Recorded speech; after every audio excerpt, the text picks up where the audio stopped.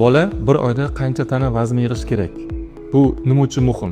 Videoni oxirigacha ko'ring va fikringizni izohlarga qoldiring. Bola dunyoga kelgandan so'ng 10% gacha tana massasini yo'qotadi. Ya'ni 3,5 kilogramm tug'ilgan chaqaloq 5 kundan so'ng 3 kg 150 gramm bo'lishi mumkin.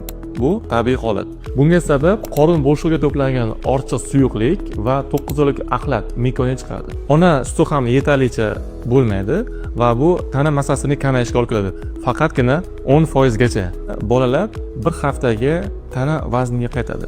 Ya'ni sutkasiga 25 kilodan qo'shib boradi.